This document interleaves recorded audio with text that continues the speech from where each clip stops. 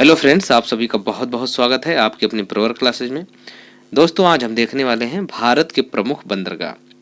हम भारत के प्रमुख बंदरगाह को किस प्रकार से देखेंगे, हम इसको समझ लेते हैं। सबसे पहले हम भारत के बंदरगाह कहते किसे हैं उसे समझ लेंगे। उसके बाद बंदरगाह के जो प्रमुख प्रकार हैं उनको जान लेंगे, और जो सभी महत्वपूर्ण बंदरगाह हैं उनको याद भी कर लेंगे कि किस राज्य में है और उससे महत्वपूर्ण तथ्य क्या है। और याद करने के लिए हम मेमोरी टेक्निक या ट्रिक के साथ भी याद कर लेंगे, और सभी बंदरगाहों के बारे में जो महत्वपूर्ण तथ्य हैं उनको भी देख लेंगे। उसके बाद हम जो प्रीवियस ईयर के प्रश्न पूछे गए हैं उनको भी देख लेंगे। चलिए हम शुरू करते हैं। इससे पहले अगर आपने प्रवर क्लासेस को सब्सक्राइब नहीं करा है तो प्लीज़ इसे सब्सक्राइब कर लीजिए और बेल आइकन को भी प्रेस कर लीजिए, ताकि किसी भी वीडियो की नोटिफिकेशन आपको सबसे पहले मिल सके। चलिए शुरू करते हैं। सबसे पहले हम यह देख लेते हैं कि बंदरगाह या पोर्ट कहते किसे हैं। जैसा कि आप डिफिनेशन में देख पा रहे होंगे, वह स्थान जहां पानी के जहाज सवारियों को या माल को उतारने चढ़ाने के लिए खड़े रहते हैं उसे बंदरगाह कहते हैं। अगर आसान भाषा में कहें तो जैसे कि बस के लिए बस को रुकने का स्थान होता है बस स्टेशन, रेलवे को रुकने का स्थान होता है रेलवे स्टेशन, वैसे ही जो पानी के जहाज होते हैं उनके रुकने का जो स्थान होता है उसे हम बंदरगाह कहते हैं। बंदरगाह को अन्य तरीके से हम हार्बर भी कहते हैं।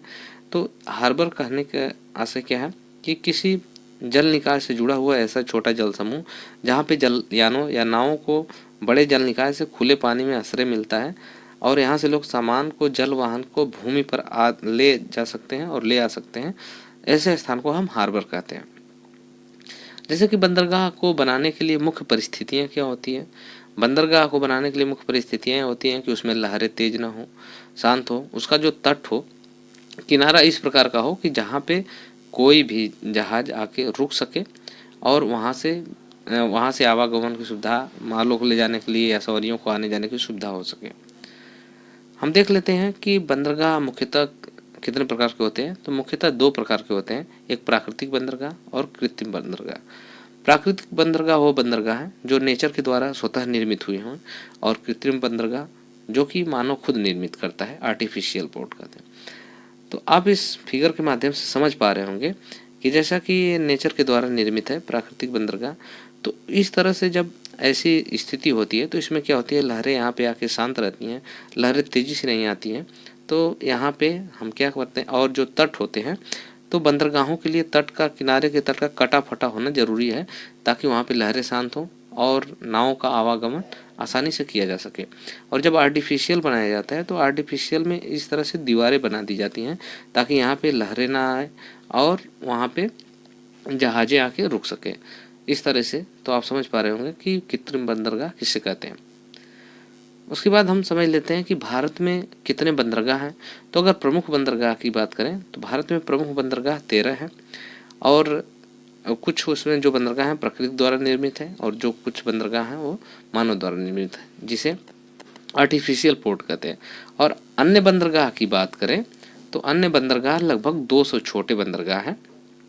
तो हम क्या करेंगे इस वीडियो में, हम प्रमुख बंदरगाहों के बारे में पढ़ेंगे जो कि परीक्षाओं में पूछा जाता है। अगर आप किसी भी प्रतियोगी परीक्षा की तैयारी करते हो तो यह आपके लिए अत्यंत महत्वपूर्ण है। तो देख लेते हैं कि कौन कौन से बंदरगाह हैं। तो भारत के जो 13 प्रमुख बंदरगाह हैं वह आपके किनारे वाले राज्यों में, जो जो समुद्र तट से है, तटीय राज्यों में होंगे, जिसमें गुजरात है, महाराष्ट्र है, गोवा, कर्नाटक, केरल, तमिलनाडु, आंध्र प्रदेश, उड़ीसा और पश्चिम बंगाल में और अंडमान निकोबार में स्थित हैं। और यह कुल मिला के 13 बंदरगाह यहाँ पे स्थित है। हम सभी बंदरगाहों के बारे में विस्तार पूर्वक समझेंगे और उसे याद भी कर लेंगे कि किस राज्य में स्थित है। तो चलिए शुरू करते हैं। सबसे पहले हम यहाँ पे देख पा रहे होंगे कि हम गुजरात को देखते हैं, गुजरात राज्य का। तो गुजरात राज्य में जो बंदरगाह है वो है कांदला। कांदला बंदरगाह का नाम जो है बदल के रख दिया गया है, इस समय कर दिया गया है पंडित दीनदयाल उपाध्याय बंदरगाह। यह गुजरात के कच्छ के तट पर स्थित है, और यह एक ज्वारी बंदरगाह है। ज्वारी बंदरगाह का मतलब ये होता है कि ज्वार और भाटा, ज्वार भाटा, ज्वार का मतलब होता है जब समुद्र की लहरें आती हैं उसे ज्वार कहते हैं, और भाटा का मतलब जब लहरें उतरती हैं उसे भाटा कहते हैं। तो यह एक ज्वारी बंदरगाह है। यह सरकार की तरफ से मुक्त व्यापार क्षेत्र स्थापित किया गया है यहाँ पे।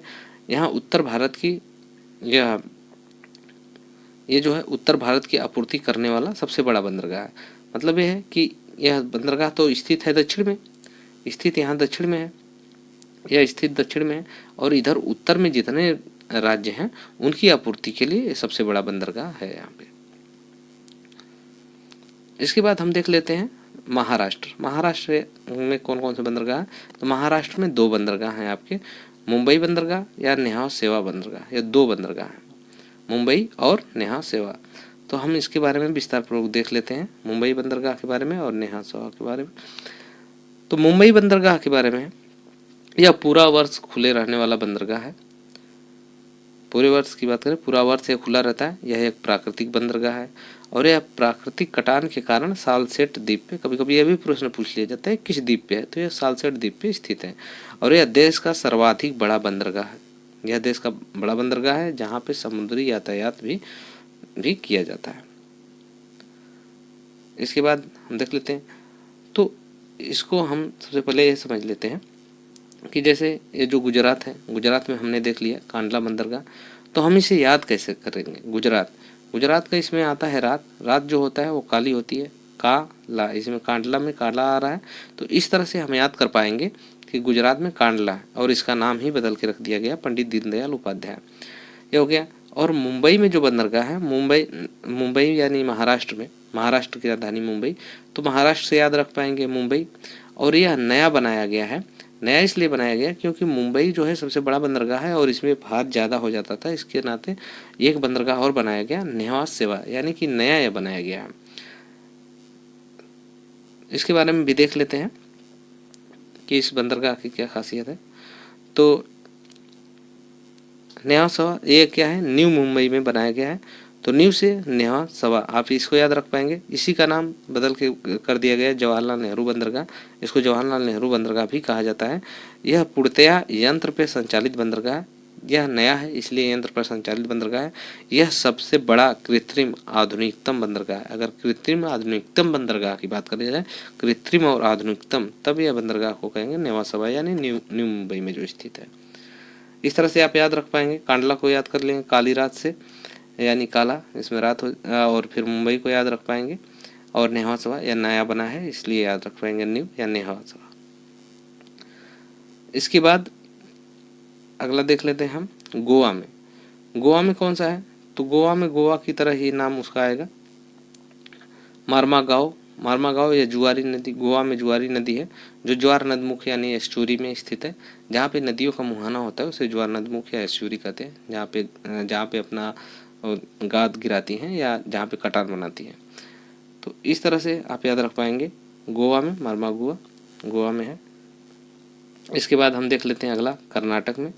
यहाँ पे देख पा रहे होंगे कर्नाटक राज्य। तो कर्नाटक राज्य में देख लेते हैं कौन कौन से हैं। तो कर्नाटक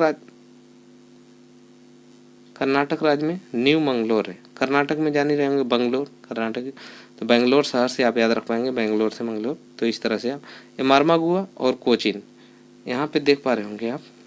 यहाँ पे गोवा में जो है बंदरगाह मार्मागुआ है और यहाँ पे केरल में आपका कोचीन है। तो इस तरह से इसके बीच में स्थित है, ये है न्यू मंगलोर। बेंगलोर से आप याद रख पाएंगे मंगलोर, यह कर्नाटक में स्थित है। इसके बाद आपका आ जाता है केरल में। केरल में कोची या कोचीन बंदरगाह है, तो इसको कोचीन भी कहते हैं या कोची कहते हैं। तो इसके बारे में देख लेते हैं कि इसके बारे में महत्वपूर्ण तथ्य क्या क्या है। इसे अरब की रानी या क्वीन ऑफ अरेबियन सी भी कहा जाता है। यह अरब सागर के इधर तट पे है, तो इसलिए इसको क्वीन ऑफ अरेबियन सी भी कहा जाता है, जो कि केरल में स्थित है। यह बंदरगाह केरल के मालाबार तट या बेम्बानाट कयाल में वेलिंगटन द्वीप पर स्थित है।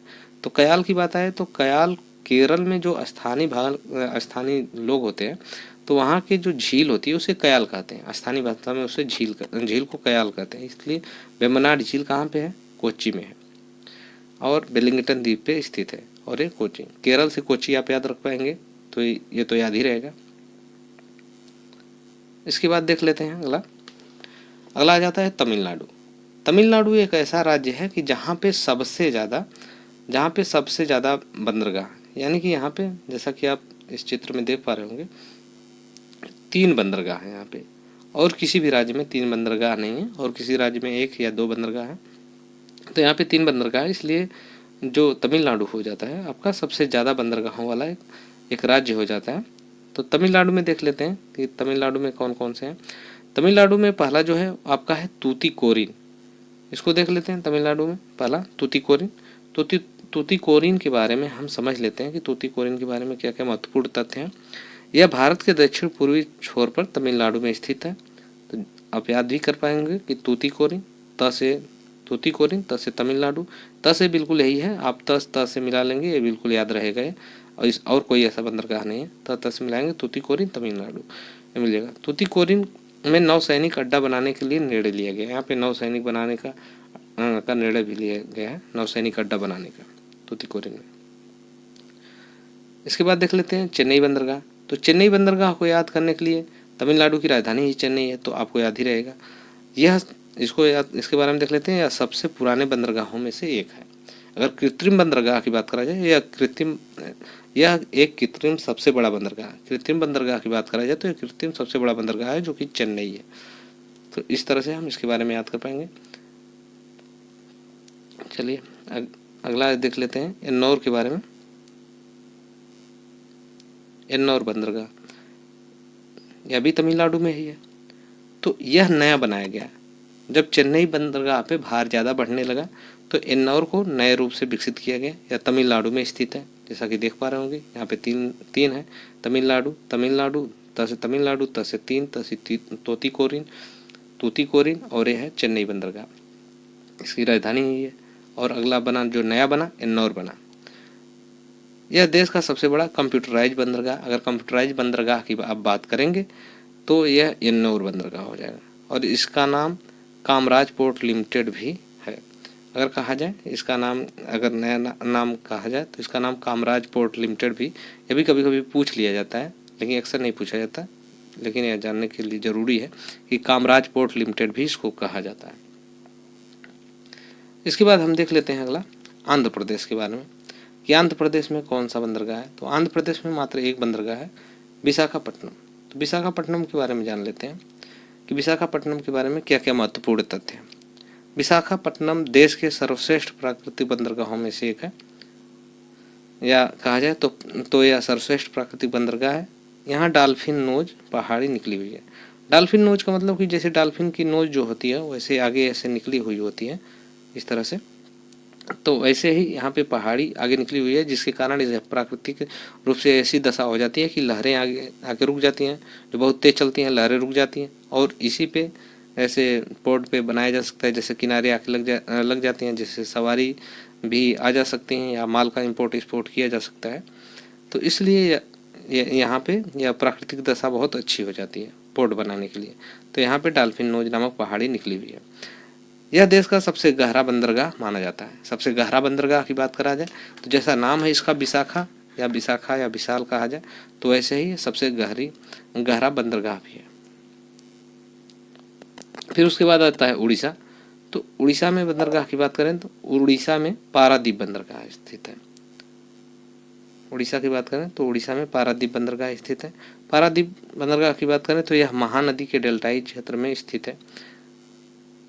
और इसको हम याद कैसे रखेंगे, बाकी को तो याद कर ले पा रहे होंगे कि कौन सा कहाँ स्थित है। तो पारादीप को कैसे याद कर पाएंगे। पारादीप को याद करने के लिए हम देख लेते हैं कि जैसे कोई चिड़िया होती है, तो चिड़िया में जब पर आ जाता है यानी पंख आ जाता है तो उड़ने लगती है।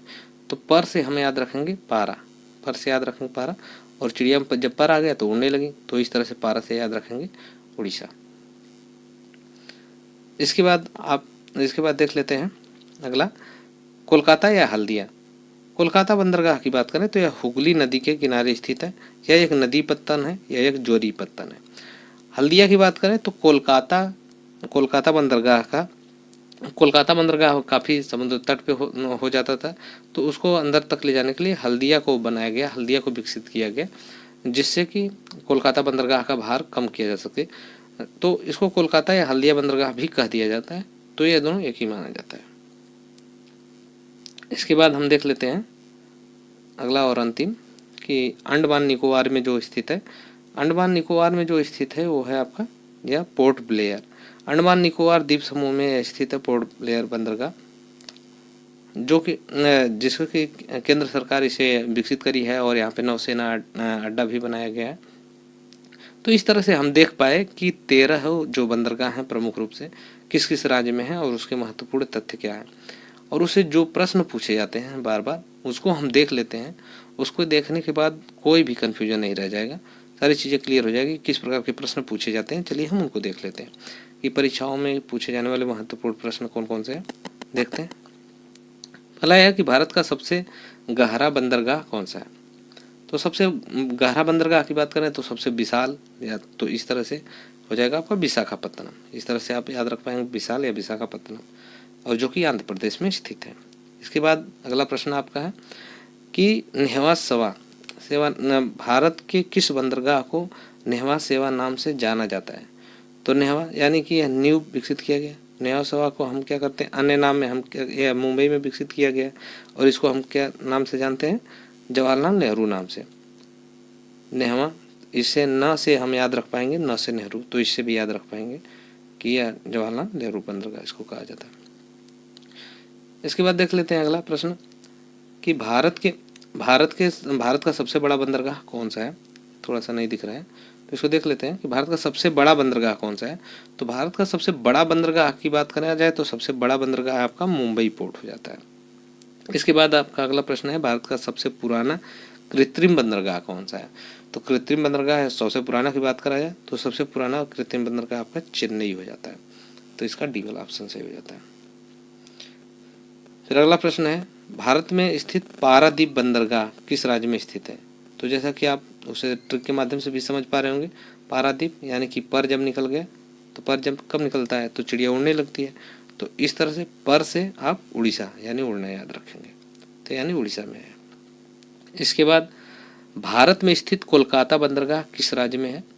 तो कोलकाता बंदरगाह की बात करें तो कोलकाता बंदरगाह किस राज्य में है, तो पश्चिम बंगाल की राजधानी ही कोलकाता है, आप इससे भी याद रख पाएंगे, तो पश्चिम बंगाल में स्थित है। इसके बाद अगला प्रश्न देख लेते हैं भारत में स्थित मार्मू गांव बंदरगाह किस राज्य में स्थित है। मार्मू गांव या मार्मू गोवा, तो गोवा जहाँ पे आ जाए तो गोवा से गोवा लगा ही है, तो यानी कि आपका सी वाला ऑप्शन हो जाता है, जो कि जुआरी नदी के तट पे स्थित है, जो कि आपका सी वाला ऑप्शन गोवा वाला सही हो जाता है। इसके बाद हम देख लेते हैं अगला प्रश्न भारत में स्थित कांडला बंदरगाह किस राज्य में स्थित है। कांडला, तो इसमें आपको देखेंगे काला, तो काला कहाँ होगा, रात में, तो यानी गुजरात में, तो आप इसे याद रख पाएंगे गुजरात। इस तरह से आप इसे सही कर पाएंगे। इसके बाद देख लेते हैं भारत में स्थित जवाहरलाल नेहरू बंदरगाह कहाँ स्थित है। जवाहरलाल नेहरू को जैसे नेहवा सेवा जो कि विकसित किया गया मुंबई बंदरगाह, मुंबई बंदरगाह का भार कम करने के लिए, यानी कि कहाँ पे स्थित होगा आपका, मुंबई में, यानी मुंबई महाराष्ट्र में। इसका डी वाला ऑप्शन सही होगा। इसके बाद अगला देख लेते हैं भारत में स्थित मुंबई बंदरगाह कहाँ स्थित है। तो मुंबई महाराष्ट्र की राजधानी ही है, आप इससे भी याद रख कर पाएंगे, तो इस तरह से आप इसको याद रख पाएंगे। इसके बाद आपका आता है भारत में स्थित न्यू मंगलोर। भारत में स्थित न्यू मंगलोर बंदरगाह किस राज्य में स्थित है। तो न्यू मंगलोर बंदरगाह की बात करें तो बंगलोर से याद रख पाएंगे, मंगलोर, तो यह आपका हो जाता है कर्नाटक में। यह आपका कहाँ आ जाएगा, बी वाला ऑप्शन इसका सही होगा, कर्नाटक, यानी बी वाला सही हो जाएगा। इसके बाद अगला प्रश्न देख लेते हैं भारत में स्थित कोचीन बंदरगाह किस राज्य में स्थित है। कोचीन या कोच्चि, कोच्चि की बात करें तो यह आपका आ जाएगा केरल में, यानी कि ए वाला ऑप्शन इसका सही हो जाएगा। इसके बाद अगला देख लेते हैं भारत में स्थित तूतीकोरिन, जैसा कि बताया हमने, त से याद रख पाएंगे, तो त से कौन सा ऑप्शन है, त से आपका यही होगा तमिलनाडु, तूतीकोरिन आपका होगा तमिलनाडु, यानी डी वाला ऑप्शन इसका होगा। फिर इसके बाद है भारत में स्थित चेन्नई बंदरगाह किस राज्य में स्थित है। चेन्नई बंदरगाह की बात करें तो तमिलनाडु की राजधानी ही है चेन्नई, तो आप इसे याद रख पाएंगे, यानी कि इसका सही उत्तर हो जाएगा तमिलनाडु। फिर इसके बाद भारत में स्थित विशाखापत्तनम बंदरगाह किस राज्य में स्थित है। विशाखापत्तनम जैसा कि इसका नाम बड़ा वैसे ही प्रदेश का नाम भी बड़ा है, यानी कि आंध्र प्रदेश में। यह विशाखापत्तनम कहाँ स्थित है, आंध्र प्रदेश में, यानी इसका सी वाला ऑप्शन सही हो जाता है। विशाखापत्तनम की बात करें तो यह सबसे गहरा बंदरगाह है। इसके बाद देख लेते हैं अगला प्रश्न पोर्ट ब्लेयर बंदरगाह कहाँ पे स्थित है? तो पोर्ट ब्लेयर की बात करें तो पहला ऑप्शन इसका लक्षद्वीप, दमन द्वीप, अंडमान निकोबार, फिर आपका दादरा नगर हवेली। तो यहाँ पे पोर्ट ब्लेयर की बात करें तो पोर्ट ब्लेयर आपका स्थित हो जाता है अंडमान निकोबार द्वीप समूह में। इस तरह से हम महत्वपूर्ण प्रश्नों को देख पाए और जितने भी बंदरगाह हैं उनको भी देख लिए और जो प्रश्न बार बार पूछे जाते हैं उनको देख लिए। अब आपको बंदरगाहों के बारे में एक बेहतर समझ हासिल हो गई होगी और इसमें कुछ प्रश्न छूटे हुए हैं उनको भी देख लेते हैं। इनमें से कौन से बंदरगाह प्राकृतिक बंदरगाह नहीं है? इसमें पूछा जा रहा है इनमें से कौन सा बंदरगाह प्राकृतिक बंदरगाह नहीं है, तो उसको देख लेते हैं। इसमें दिया है नेवासा बंदरगाह, मुंबई बंदरगाह, मार्मुगोवा बंदरगाह या कांडला बंदरगाह। तो ये जो नया बनाया गया है नेवासा, जिसे हम जवाहरलाल नेहरू भी बंदरगाह भी कहते हैं, तो यानी कि यही वाला सही हो जाएगा, यानी ये वाला ऑप्शन सही हो जाएगा। इसके बाद आपका आता है भारत में स्थित एन्नोर बंदरगाह कहाँ पे स्थित है? तो एन्नोर की बात करें तो एन्नोर नैम बनाया गया, जो कहाँ बनाया गया, कहाँ बनाया गया? तमिलनाडु में बनाया गया। तमिलनाडु की राजधानी कहाँ है? चेन्नई। तो यानी कि एन्नोर की बात करेंगे तो आपका हो जाएगा एन्नोर बंदरगाह कहाँ पे? चेन्नई में स्थित है। इस तरह से हम बंदरगाह से जो भी संबंधित प्रश्न पूछे जाते हैं उनको भी देख चुके हैं। अगर आपको ये वीडियो पसंद आती है तो प्लीज़ इसे लाइक करें और चैनल को भी सब्सक्राइब कर लें और हो सके तो वीडियो को शेयर करें। धन्यवाद।